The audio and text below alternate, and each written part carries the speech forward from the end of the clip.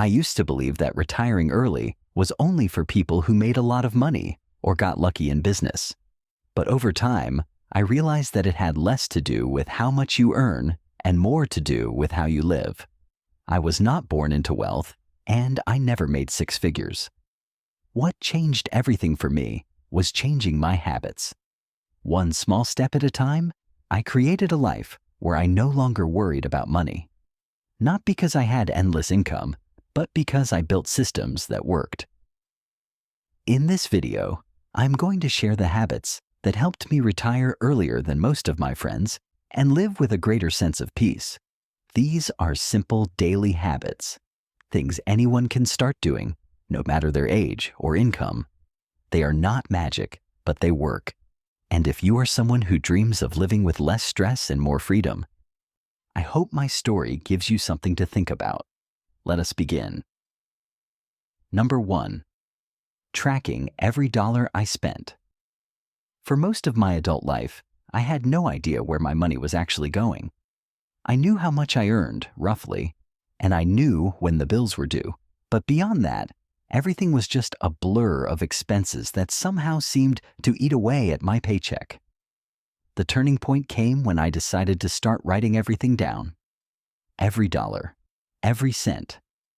I did not use a fancy app.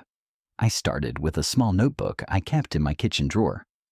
Every evening, I would sit down for 5 minutes and jot down what I had spent that day.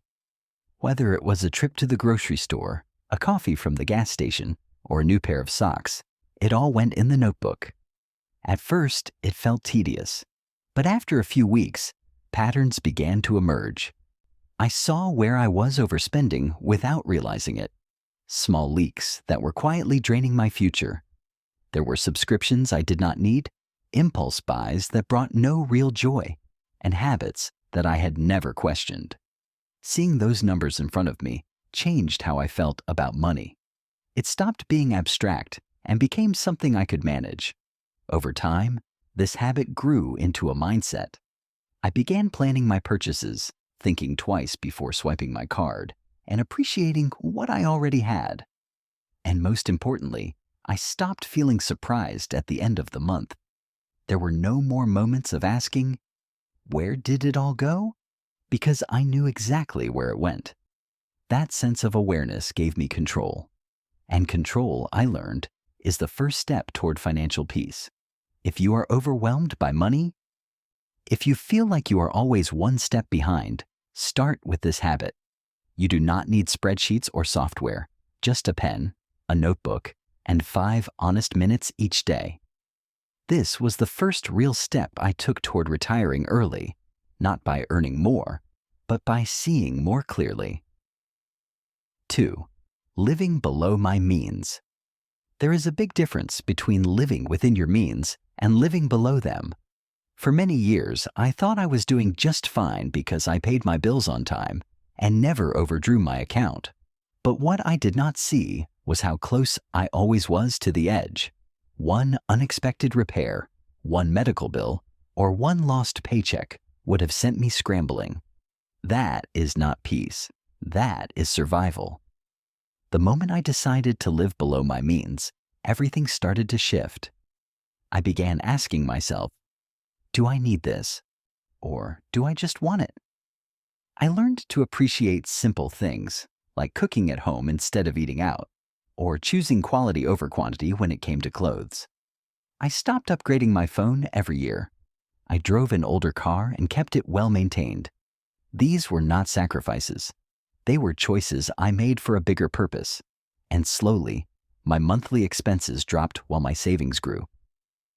Living below your means does not mean living without joy. In fact, I found more joy in life when I was not stressed about making ends meet. I found joy in a quiet morning with coffee at home, in library books instead of new ones, in repairing instead of replacing. The less I needed, the freer I became.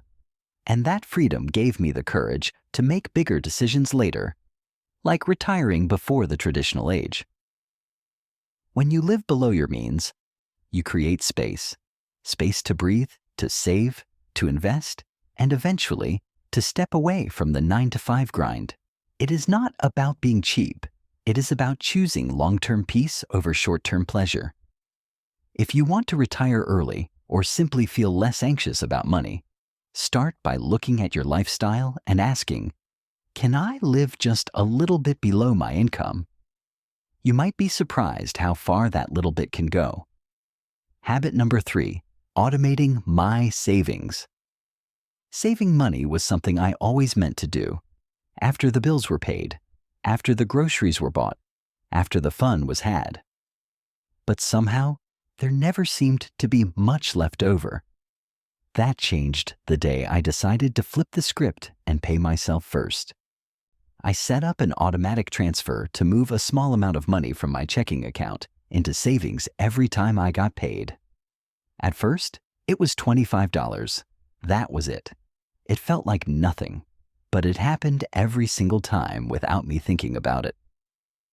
I treated it like a bill, except this one was for my future. As time went on and my confidence grew, I increased that amount. $50, $100, then more. Because it was automated, I never saw it in my checking account. I did not have to make a decision every month. The habit took care of itself. It removed the temptation to spend and replaced it with the quiet satisfaction of knowing that I was building something. I also created separate savings for different goals. One for emergencies, one for travel, one for early retirement.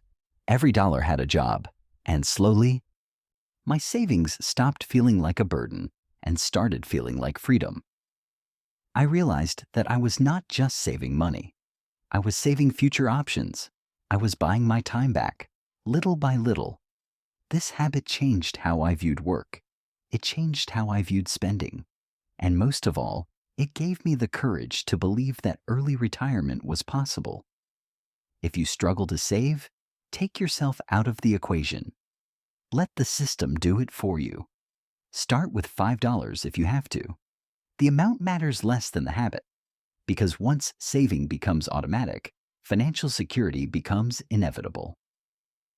4. Cooking at home. More often.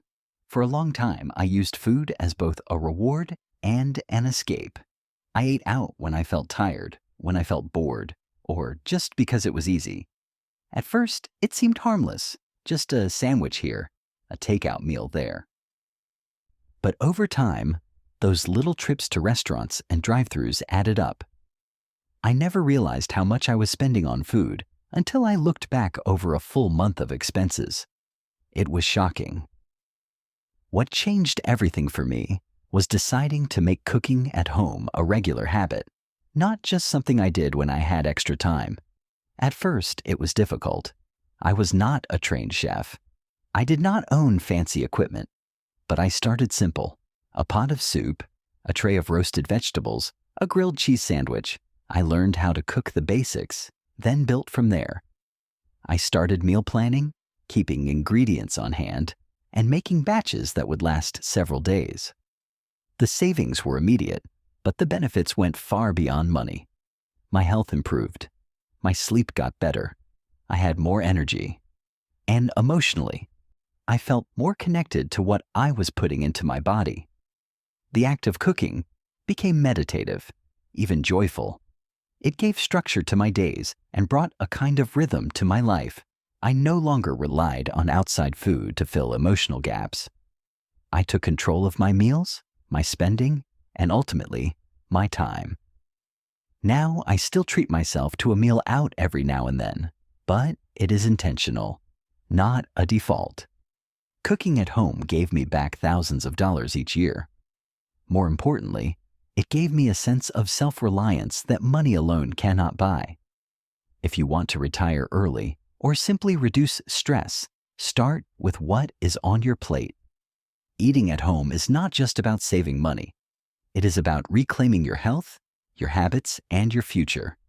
One home-cooked meal at a time. 5. Avoiding lifestyle inflation. There is a quiet trap that catches many people as they move through life, and it caught me too for a while. It is called lifestyle inflation. Every time I got a raise or a bonus, I felt like I deserved something new. A better phone, a nicer car, a larger apartment, a fancier vacation. And while my income went up, so did my spending. Before long, I was earning more than ever, but I felt just as financially stretched as I did before. What changed was a shift in mindset. I started asking myself a simple question. If I was content last year with less, why do I suddenly need more now? I realized that lifestyle inflation is often driven by comparison, by advertising, and by a desire to feel like we are moving forward.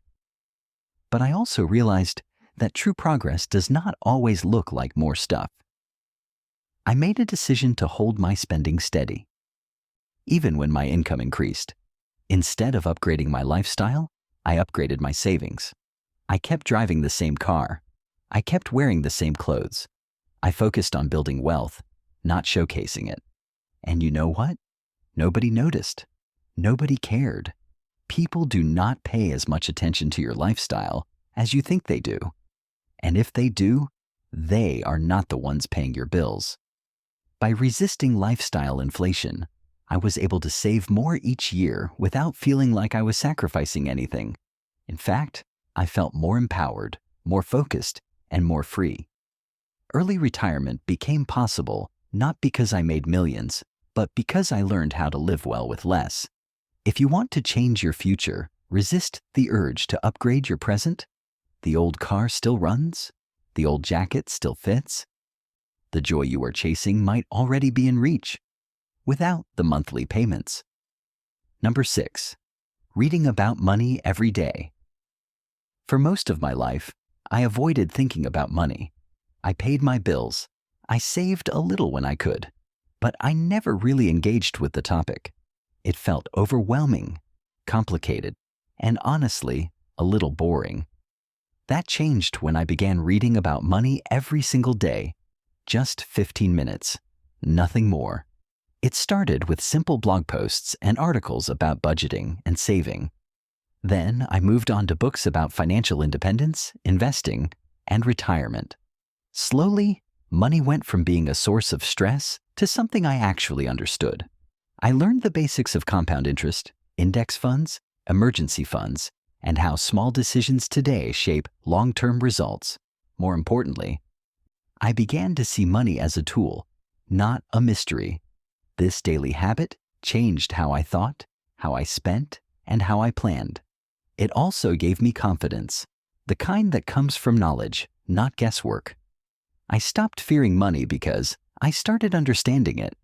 And the more I learned, the more empowered I felt to take action, to open investment accounts, to ask questions, to create a plan. Some days I read a blog post. Other days I listened to a podcast. Sometimes I just reviewed my own financial notes. But the point was, I stayed engaged. I kept learning. I stayed curious. This habit kept money at the front of my mind, not in a way that caused anxiety, but in a way that kept me grounded and informed. If you want to retire early or just feel more in control, feed your financial mind. You do not need to be an expert. You just need to keep showing up a little each day. Over time, those 15 minutes add up to clarity, confidence, and the courage to take your future seriously. Number 7, investing consistently, not emotionally. When I was younger, I thought investing was for wealthy people in suits who sat in high-rise buildings watching numbers move across big screens. I did not think someone like me, a regular person with a modest income, belonged in that world. And to be honest, I was afraid of losing money. I had heard stories of people who invested and lost everything, and it made me feel like the stock market was a risky casino, not a place for long-term planning. But the more I learned, the more I understood that the people who succeeded with investing were not trying to get rich quick. They were not constantly buying and selling. They were simply consistent. They had a plan and they followed it. Even when the news was scary, even when the markets dipped, even when they felt unsure. So I started small. I picked a day each month and set up an automatic contribution to a simple, low-cost index fund. It was not flashy, it was not complicated, but it worked. I did not try to time the market. I did not react every time the headlines said the economy was falling apart. I reminded myself that investing was not a one-time event. It was a long-term relationship. And like any relationship, it needed consistency, trust, and patience. At first, the growth was barely noticeable, but over time it began to add up. I watched my account grow little by little, and I realized that the secret was not in choosing the perfect stock. It was in showing up regularly. Every month, rain or shine, I contributed. I stopped checking the account every day. I focused on the habit, not the outcome, and that made all the difference. This habit helped me retire early, not because I chased big wins, but because I avoided big mistakes. I did not panic sell. I did not jump from one investment to another. I stayed the course. That consistency gave me something most people never find in the market: peace. If you are unsure about investing, start with what you can. $5, $10. Just begin. Because it is not about how much you start with. It is about building a habit that grows with you. Over time, that habit can give you something far more valuable than money: freedom. 8. Decluttering and embracing simplicity. There was a moment when I looked around my house and felt overwhelmed, not by chaos, not by noise, but by stuff. Closets bursting with clothes I did not wear. Drawers filled with cables and batteries I did not need. Decorations, gadgets, kitchen tools, old gifts, forgotten purchases. It all just sat there, silently taking up space in my home and in my mind. I realized I was carrying the weight of things I no longer used or even liked. That was when I made a decision to start letting go. I did not approach it like a big project. I did not empty my house overnight. I started with one drawer, then one cabinet, then one corner of the closet. With each bag I donated, with each item I recycled or threw away, I felt lighter. I discovered something unexpected. The less I owned, the more space I had. Not just physical space, but mental space, emotional space. I began to breathe easier in my own home. And I started thinking more carefully about what I allowed back in. Decluttering led me to a deeper habit, the habit of simplicity. I stopped shopping as often. I stopped chasing the latest gadgets or fashion trends. I focused on what I truly used, what brought value to my day. I learned to enjoy the beauty of a quiet room, an empty shelf, a morning without clutter. Simplicity did not mean lack. It meant clarity. It meant choosing quality over quantity. It meant freeing myself from the pressure to keep up or impress. Financially, this habit had a huge impact. I stopped spending on things I did not need. I became more thoughtful with every purchase. I learned to fix instead of replace. I used what I had. I took care of my belongings. And the money I once spent on impulse buys, it went into savings, into investments, into freedom. This habit helped me retire early because it broke the cycle of constant consumption. It helped me realize that I did not need more to be happy. I needed less, and to appreciate it more deeply. If your home feels crowded, if your life feels noisy, maybe what you need is not more organization. Maybe you need less. Start with one drawer, one item, and watch how it changes everything. 9. Talking openly about money with family. For a long time, money was a private topic in my household. I did not grow up in a family that talked about it, and when I got older, I carried that silence with me. I thought it was polite to keep financial matters to myself. I thought it was better not to burden others, or worse, not to invite judgment. But over time, that silence turned into isolation. I carried the stress of budgeting, planning, and decision-making all on my own. and I realized it did not have to be that way. It started with a simple conversation with my spouse. We sat down at the kitchen table, looked at our income and expenses, and started talking honestly. At first, it was uncomfortable. We had different spending habits, different views on money. But slowly, those conversations became easier. We became a team. We made goals together. We supported each other. We made room for mistakes, for learning, for growth. It was no longer just my plan. It was our plan. As I grew more confident, I extended those conversations to my children. I did not lecture them. I shared stories. I talked about how I used to spend without thinking, how I learned to save, how I made mistakes, and what I would do differently. I showed them how to budget, how to use a savings account, how to invest small amounts, and most importantly, I helped them see that money is not just a tool. It is a reflection of values, choices, and habits. Talking about money brought our family closer. It removed the fear and mystery.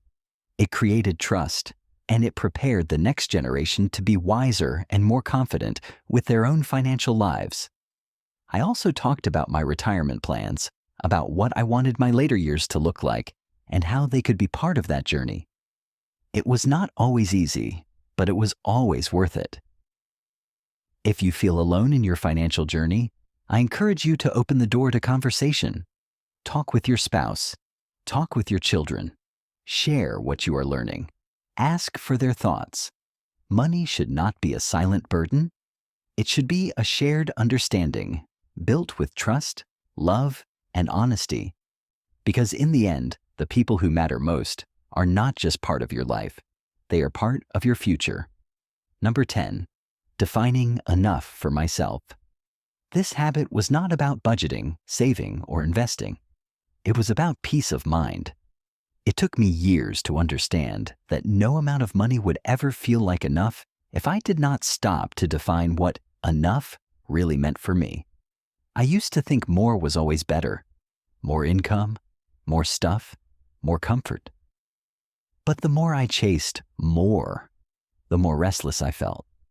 I never paused to ask myself, what does a good life look like to me?